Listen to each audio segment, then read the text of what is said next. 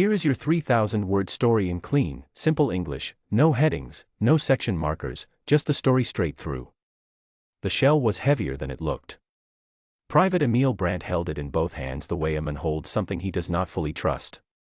He was 19 years old, standing in a field in northern France, and the morning was quiet in the way that mornings in 1944 were sometimes quiet, not peaceful, but waiting.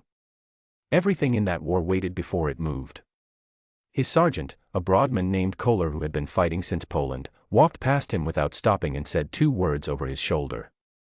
"Load it." Emil did not ask what it was. You did not ask Kohler questions. You read the shape of the thing in your hands and you figured it out, and if you were wrong about what it did, you usually did not live long enough for that to matter. He slid the round into the breech of the gun and listened to the click of metal meeting metal. Clean. Certain. Final. He would spend the next 4 decades trying not to think about what came after that click. Long before Emil Brandt was born, soldiers had already discovered a terrible truth about war at close range. The truth was simple. When the enemy is far away, you aim carefully and fire a single bullet and hope. But when the enemy is 30 meters away and running toward you, hope is not fast enough. Someone, a long time ago, had an idea. Instead of putting 1 projectile inside a shell, put hundreds.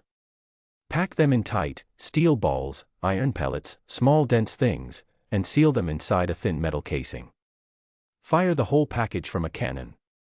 The moment it leaves the barrel, the casing splits open and everything inside sprays outward in a wide cone, like water from a broken pipe, except the water is metal and it is moving faster than sound. This was the canister round. It was not a new idea by the time the Second World War began. Soldiers had used versions of it since the 1700s. Napoleon's artillery crews used canister to stop infantry charges at close range, and it worked so well that entire formations of men were erased from the battlefield in seconds. Historians would later describe those moments in calm, careful language. The soldiers who lived through them described them differently, when they described them at all. What the Second World War did was take this old, brutal idea and make it modern. Better metals. Faster guns. More precise manufacturing. And most importantly, a new kind of warfare, mechanized, fast-moving, with tanks and infantry operating side by side in terrain that was often tight, broken, and very close. The ancient problem of close-range killing met the new problem of the hedgerow, the coral ridge, the frozen tree line. The canister round was ready for all of them. In the summer of 1944, American forces pushing through Normandy ran into a problem that no one had fully predicted, even though the land had been French farmland for 1,000 years and the hedgerows had always been there. The bocage, the local farmers called it. Thick earthen walls, sometimes 6 feet high, grown over with dense hedges, dividing the countryside into small fields like a quilt stitched by someone who hated open spaces. Roads ran between these walls like tunnels. A column of tanks moving through the bocage was essentially moving through a hallway. They could not see around corners. They could not swing wide. They could only go forward, which meant that anyone waiting at the end of the hallway had a great deal of time to get ready. German defenders understood this immediately. They set up guns at the ends of lanes. They placed riflemen in the hedge walls themselves, cutting firing positions into the roots and earth. They waited while American columns moved into the corridor, and then they did what defenders in good terrain have always done. They made the corridor a very bad place to be. The American tankers carrying canister rounds in their Sherman tanks had not necessarily planned to use them in Normandy. The M89 canister round, 122 steel balls inside a thin sheet metal cylinder, was considered a last resort. The kind of ammunition you reached for when the situation had gone badly wrong, when the normal rules of tank warfare had collapsed and something very close and very fast was happening to your vehicle. In the bocage, the situation went badly wrong quite often. Tank commanders learned to fire the M89 sideways into hedge walls when they knew German infantry was pressed against the other side. The round did not need to travel far. It needed only to pass through the earth and roots and emerge into whatever was beyond. The hedge wall stripped the casing away even faster than open air would, releasing the steel balls into a tight space where there was nowhere to go. After these engagements, the after-action reports used careful language. The men who wrote them had seen what the careful language was describing. They wrote it carefully anyway. On the other side of the world, on a small island that most Americans had never heard of before the war put it on the map, a young Marine named Eugene Sledge was learning what the Pacific meant. Paliliu was coral. That was the first thing. Not sand, not dirt, not the soft ground that a man could throw himself into when things got bad.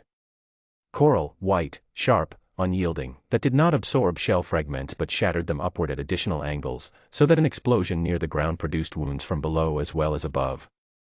The island had ridges and ravines and caves, and the Japanese defenders had spent months turning all of it into a position from which they did not intend to leave. They mostly did not leave. The Marines came to them instead. The approach lanes to the ridgelines were narrow. There was no way to spread out, no way to use the open order formations that reduced casualties in flat terrain, because there was no flat terrain. Men moved in columns through coral corridors, and the Japanese had registered their guns, aimed and measured and precalculated, on every one of those corridors before the Americans arrived. The Japanese 47mm anti-tank gun was not originally designed for use against infantry. It was designed to punch through armor. But at close range, loaded with canister-type ammunition, it did something to unarmored human beings that no after-action report ever quite found the right words for. Sledge heard it before he saw the results. A sound like a very large piece of fabric being torn very quickly. Then silence where there had been men. He wrote about it years later, after the war, in a memoir that became one of the most widely read personal accounts of the Pacific conflict. He did not try to explain the sound. He described it and then moved on, because that was what you did. You described it and you moved on and you tried not to stand in the place where it had happened. The coral was not soft. The coral did not hold evidence the way soft ground does. The sun dried everything quickly in the Pacific. At Kursk, in the summer of 1943, something happened that military historians have spent decades trying to properly describe. The largest tank battle in history, though the exact numbers are still argued about, took place across the Russian steppe, and at its center, near a place called Prokhorovka, hundreds of armored vehicles came together in a space so compressed that the standard rules of tank combat became meaningless. Tanks were supposed to engage at distance, using their guns' range and their crews' optics to destroy targets before those targets could return effective fire. Distance was safety. Distance was doctrine. At Prokhorovka, there was no distance. Tanks fired at each other at ranges sometimes measured in tens of meters. Vehicles that were burning became obstacles that other vehicles drove around, or tried to. The noise was described by survivors as something beyond noise, a physical pressure, a thing that pressed against your chest from inside the tank and made thinking difficult. Soviet infantry rode into battle on the outside of their T-34s, a practice called tank riding that was common on the Eastern Front because there were never enough trucks and the infantry needed to keep up with the armor. These men, called tankodesantniki, roughly meaning tank landing troops, held onto whatever handholds the tank offered and tried to stay low and move with the vehicle until they reached a point where they could dismount and fight on foot. At Prokhorovka, when Soviet armor pushed close to German positions, German tank crews switched to canister. The men on the outside of the tanks had no protection. They were exposed on all sides. A single canister discharge at close range across the hull of a moving tank did not distinguish between soldiers and equipment. It moved through the space where the tankodesantniki were positioned and then the space was empty. The T-34s drove on. Soviet after-action records noted the casualty figures in their usual methodical way. There was a separate category for canister-related losses, distinct from other tank gun casualties, because the mechanisms were different enough to require different notation. The notation was clean and precise. The field at Prokhorovka was not. There is a thing that made canister rounds different from almost every other weapon in the war, and it was not the number of projectiles, and it was not the range, and it was not the sound, though the sound was its own particular horror. It was the absence of warning. In the experience of infantry under fire, most weapons gave you something. Artillery gave you the outgoing report, the deep bark of the gun firing, far away, and then the whistling approach of the incoming shell, and in that interval, however short, a soldier could move. Could flatten himself. Could open his mouth to equalize the pressure of the blast. Could do something, even if doing something was only pressing his face into the ground and hoping. Mortars were quieter on the way in, but they still arced through the air and there was still the pop of the tube and the terrible descending whistle that experienced soldiers learned to read for angle and distance. Even machine gun fire gave you the sound of the gun and the crack of the rounds passing, and from those two pieces of information a trained soldier could calculate direction and distance and make decisions. Canister rounds, at the ranges where they were used, under 200 meters, often much closer, arrived before the sound of the gun that fired them. The projectiles traveled faster than the report. Men who were struck by canister fire and survived described not hearing the shot. They described being in one condition and then being in another condition, with no audible interval between the two. The weapon removed the warning entirely. It took away the small mercy of knowing that a thing was coming before the thing arrived.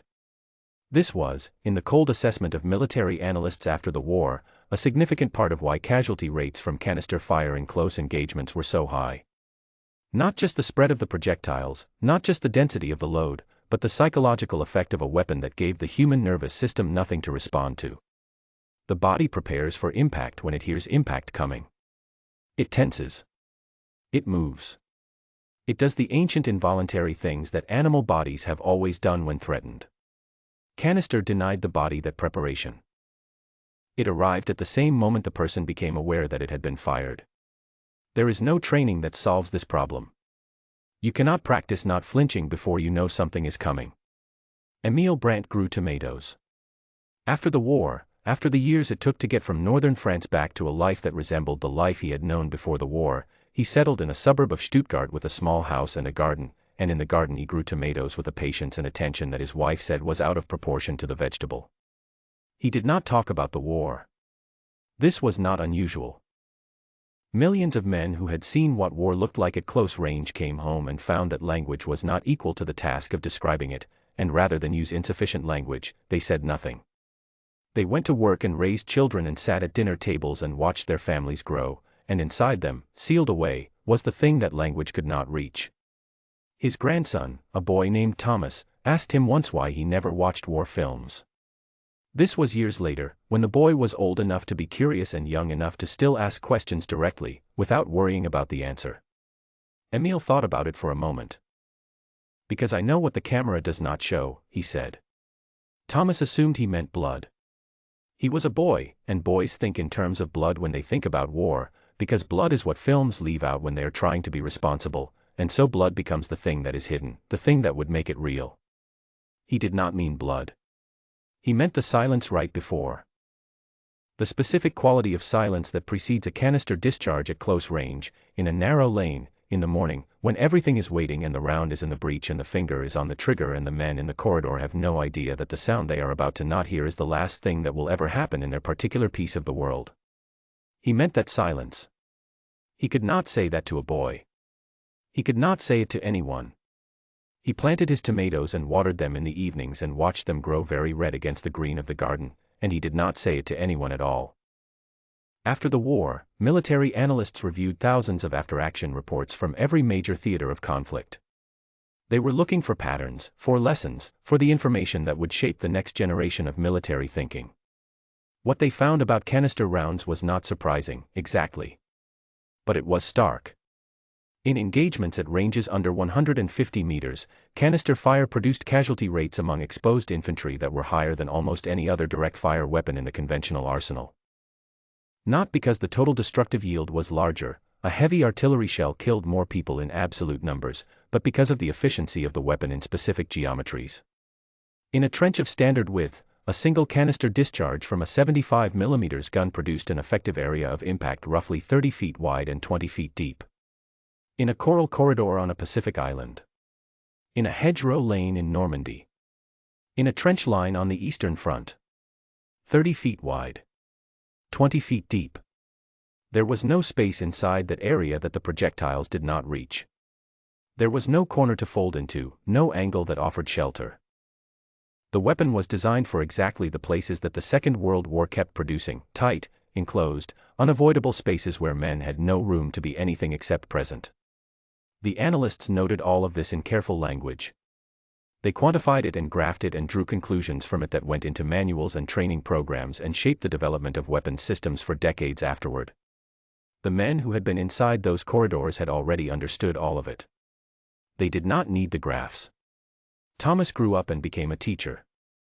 He taught history to teenagers who found most of history boring, which was understandable, because most of how history was taught made it feel like a list of things that had happened to other people in other times in other places that had nothing to do with the present. He tried to teach it differently. He would tell his students about his grandfather. About the tomatoes. About the one thing his grandfather had said about the war, that one sentence about knowing what the camera does not show. He would ask them to think about what that meant. Not the blood, they always said blood, but what else?